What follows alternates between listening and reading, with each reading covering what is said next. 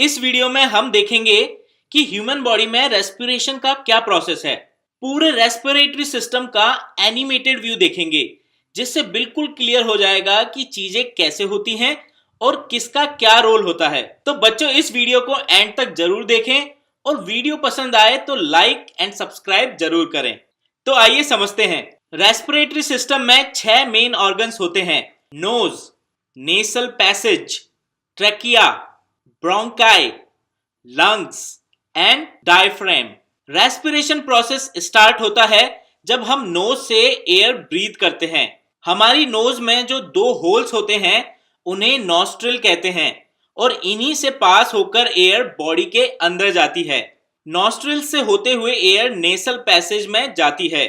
Nasal passage की surface पर mucus release होता है और नेसल हेयर्स होते हैं जो एयर में प्रेजेंट डस्ट और इम्प्योरिटीज को ट्रैप कर लेते हैं ताकि लंग्स में प्योर एयर ही जाए।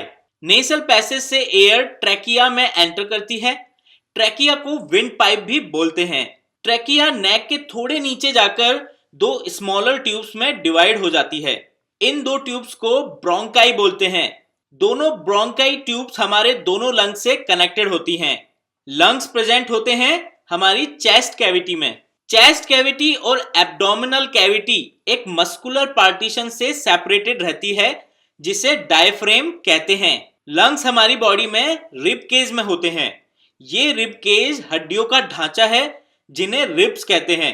लंग्स के अंदर जाकर ब्रोंकाई फर्दर स्मॉलर ट्यूब्स में डिवाइड हो जाती हैं, जिन्हें ब्रोंकियोल्स कहते हैं। इन ब्रोंकियोल्स के एंड में पाउच शेप के एयर सैक होते हैं, जिन्हें एल्वियोलाई कहते हैं। ये एल्वियोलाई थिन ब्लड वेसल से कनेक्टेड होते हैं। एल्वियोलाई वो प्लेस है जहां एयर में प्रेजेंट ऑक्सीजन ब्लड में जाती है और ब्लड से कार्बन डाइऑक्साइड वापस एल्वियोलाई होते हुए बाहर की तरफ जाती है। यानी सारे गैसियस एक्सचेंज एल्वियोलाई में होते हैं। हमारी बॉडी में ऐसी मिलियंस ऑफ एल्वियोलाई हैं। आइए देखते हैं इसमें क्या प्रोसेस इन्वॉल्व है। जब हम एयर ब्रीथ करते हैं तो air nostril, trachea and bronchi से होते हुए सभी एल्वियोलाई में फिल हो जाती है। ये एल्वियोलाई ब्लड वेसल से कनेक्टेड होती हैं। यहाँ एयर में प्रेजेंट ऑक्सीजन ब्लड में प्रेजेंट हीमोग्लोबिन से अटैच होती हैं। ब्लड बॉडी के हर पार्ट्स तक ऑक्सीजन लेके जाता है, जहां सेल्स में प्रेजेंट ग्लूकोज ऑक्सीजन से रिएक्ट करता है और हमें एनर्जी मिलती है। यहाँ जो रिएक्शन होती है उसका साइड प्रोडक्ट कार्बन डाइऑक्साइड होता है, जो ब्लड के थ्रू वापस एल्वियोलाई तक जाता है। और जब हम ब्रीद आउट करते हैं तो एल्वियोलाई से होते हुए कार्बन डाइऑक्साइड ट्रैकिया में जाती है और फिर नॉस्ट्रिल से बाहर निकल जाती है। इस तरह हमारा रेस्पिरेशन प्रोसेस पूरा होता है। बच्चों, अगर 2 डायमेंशन में हम रेस्पिरेटरी सिस्टम का डायग्राम देखें तो ऐसा दिखता है।